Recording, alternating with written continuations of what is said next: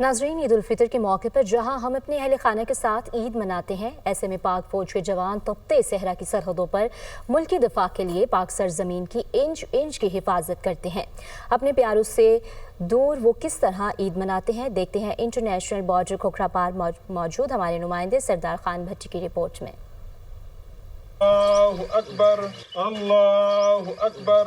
ईद उल फितर खुशियों भरा त्योहार है, मगर पाक फौज के जवान और अफसरान वो आज भी ईद उल फितर के दिन सरहदों पर मुल्क के दिफा के लिए मौजूद हैं। खोखरा पार पाक भारत सरहद पर तैनात जवानों ने पहले नमाज ईद अदा की और गले मिलकर एक दूसरे को मुबारकबाद देने के बाद ईद के त्योहार पर मिलकर खाना खाया। अल्लाह का शुक्र है कि इधर हम सारे जो रह रहे हैं, हम बहन भाइयों की तरह रह रहे हैं और ऐसी कितनी ईदें अपने बच्चों पे कुर्बान कर देते हैं, अपने रिश्तेदारों पे कुर्बान कर देते हैं। हम एक दूसरे के साथी और भाइयों की तरह हम रह रहे हैं, तो अल्लाह का बड़ा एहसान है, बड़ा अच्छा महसूस कर रहे हैं, अच्छा फील कर रहे हैं। हम आपस में जितने भी फौजी भाई हैं, हम आपस में फैमिली की तरह रहते हैं।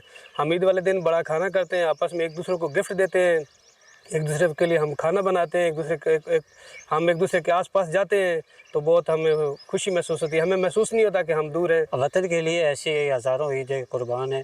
हम अपने यही हमारी ईद है, ये हम वतन की खिदमत कर रहे हैं।